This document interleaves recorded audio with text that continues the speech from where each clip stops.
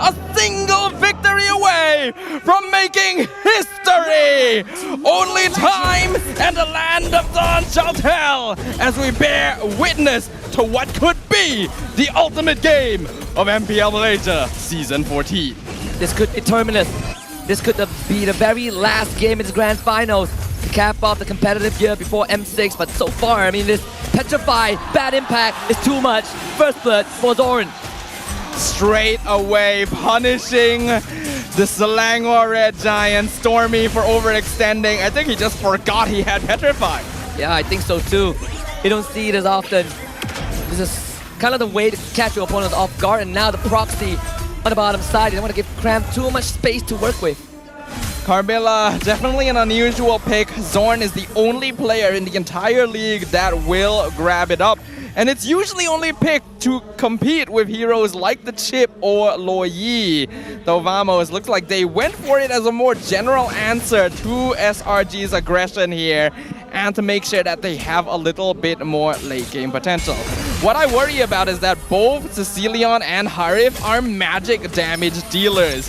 Itemizing against them is not too difficult for SRG. I share your concern. I definitely agree with that, right? Chibi is the only guy who has that physical burst, but when that late game rolls around, how long does Team Vamos need to drag on for this Warlord Sicilian to be a threat? Maybe that's part of the plan, right? Divert SRG's attention, make him build full magic defense for Nets and Warlord, and then let Chibi carry the game. You can only carry if you get to that stage, but the panel talked about how this Carmilla Sicilian is a staple of Vamos, literally their pocket pick, their last resort. But once the Matilda Ixa came out, Gideon instantly said this is unplayable. Is that really the case? It does make it a lot more difficult because Team Vamos is playing a front-to-back lineup now. It's very obvious. They're not really going to be doing any flanking because they want to play behind Smooth and xorn. And when the enemy is front-to-back, that full barrage, that's the positioning it wants them in. As long as Innocent holds out fine in lane against Nets, he becomes a monster. And Warlord sends xorn towards Doom. Bad impact. It's going to connect. That's going to be another kill. This time on the Chibi. Glorious Pathway revitalized AOG from Kramm. Another knockout control. xorn goes down. Stormie in the fight still. Double kill for Chibi. And Team Vamos wins the trade. The unfortunate thing for SRG though is that their early game damage potential is actually on the lower side. With Yumes on the Matilda, Stormie on the Zusin, and Kramm on a tank Atot, Sekyss is the only source of DPS they can rely on. Oh, Innocent in trouble. Potential solo kill. That's Innocent having to use the flicker. And Nets is coming back for round 2. No. Innocent gonna fight this out. A good attempt, but not good enough. Kind of underestimated the timing of the Zaman Force. Thought that he could walk back in time for it to expire, but Nets was able to re-engage on him with it. Maybe they can get xorn. Just crowd control him, but Warlord saves him. You don't take down the Carmilla that easily. Just like that, Vamos have gained control of the turtle. And this is good. Team Vamos needs to be in control early on. They got to take advantage of the fact that SRG just doesn't have enough burst right now to take down the Hylos with Revitalize, to start building up Chibi as a threat. If they itemize against the Suyo, Nets and Warlord go ham, and vice versa. Is there a middle ground to this predicament? You kind of go Athena and then into Antique. Is that going to kind of balance out the scales? It's a bit difficult because you also want to maybe get Radiant due to the amount of magic damage sources that are coming out. Would be quite easy to build up the stacks on the Ring of Punishment, for example. It's gonna require a bit of strategizing. Not to mention that SRG are mainly going to be wanting to build a lot of damage on Innocent and maybe on Stormie as well, just to be able to deal with them come mid-game. They can't afford to let this drag too late because, well, we've seen what Warlord can do. Absolutely. Then I also said that every time it's on the panel, Team Vamos wins. It seems like we have started the trajectory. It's not big of a lead just yet, just under 1,000. So SRG not out of the woods by any degree. If that's the case, maybe they'd be interested in taking him in as a mascot at this point. But I digress. For this game right now, Vamos is going to keep the pressure going. And the target is Stormie. Petrified committed, but Yumes gets him out. Petrify is a very interesting choice on a Carmilla. It wouldn't be as effective as on someone like Benedetta or Yuzong, for example. But now I'm seeing the logic. Xorn is keeping them in place just a second longer to make the bat impacts easier to land. It is fully a duo play here from the Sicilian Carmilla. Let's see if it works out. Vamos already have a 1k gold lead. The XP laners will start proxying waves. This kind of the wet noodle fight on the bottom side. And we're seeing that interesting interaction between what Vamos and SRG have, especially the unexpected amount of burst, right, that Team Vamos has. It's so easy to connect the bad impact with Sanguine Claws. They do have some means to set up the second turtle up on the map. Let's see if SRG can put up a fight. Kramm to the back line. Stormie does have the guiding winds on him. Can take if he wants to, but Nets can be dragged back, and now the fight is split. Nets unfortunately cannot fully commit, but it's enough for Team Vamos to gain priority over the turtle. Kramm goes in with the AOG. Now Yums has to save him. Gets the taunt. Full barrage. Everyone comes in, but the Sanguine Claws checks them in, and Team Vamos have found the opening. SRG sitting ducks, and Chibi once more can't get it, but 2 is enough. Beautiful approach to the team fight here. Kramm tried to distract, tried to maybe pull Chibi off of the turtle, but he's a Gatot, and Vamos have a good amount of mobility. They actually can just ignore him entirely. And although the Ixie is pretty good at dealing with a front-to-back composition, the Sicilian having those Sanguine Claws from a distance, easily canceling full barrages, SRG are in a little bit of trouble here, actually. Now, just like that, it went from under 1,000 to a 3k kind of goal advantage, and it's still growing. Chibi, level 11, 4-0. Sekyss, not even close to that.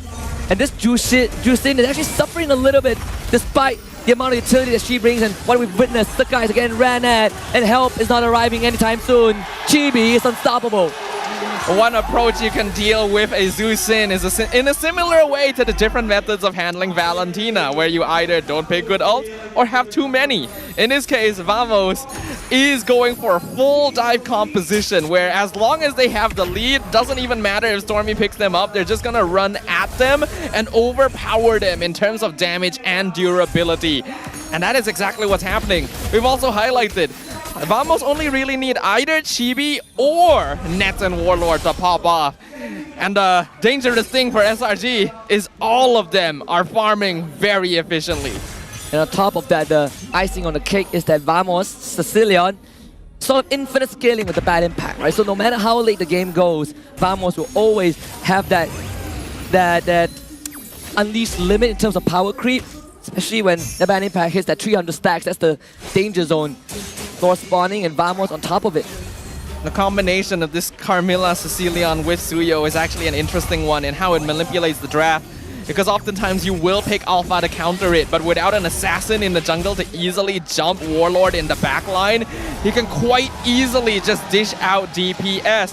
Selangor Red Giants had a pretty good comp going into this. They even anticipated the Carmilla Sicilian, but I think there were certain factors on the edge of things that were not fully considered. Maybe a bit of tunnel vision, maybe just kind of a change of appetite, a change of palate. Vamos looking to break into the 7k goal lead in under 9 minutes. Lord coming from top side as well. And as much as SRG wants to mount the defense, they don't really have the best wave clear. Their wave clear is not too good until Innocent gets a little bit more, and even then you'd have to rely on his full barrage. The lack of early game pressure. Oh, well, here comes the pressure, right? Stormie is going to be tied down alongside Sekyss. Another Petrify from Xorn. 2 kills for Vamos. And it's time to break that castle wall. Just chip it bit by bit. Cement not really as tough as SRG wants it to be, as Vamos has the Lord in the favor coming in from top side. A 3 against 5 defense, respawn time is pretty short, but unfortunately Innocent compromise pulled away by Yoon, but that full barrage goes wide, completely nullified. And Team Vamos still wants to go for more as the rest of SRG comes back to life. Holy Crystal for Ness, mid inhibitor goes down, Chibi escaped, and SRG just cannot find a way. It doesn't really seem like they're prepared to deal with this Sicilian. Their positioning is not ideal, though the draft isn't doing too many favors.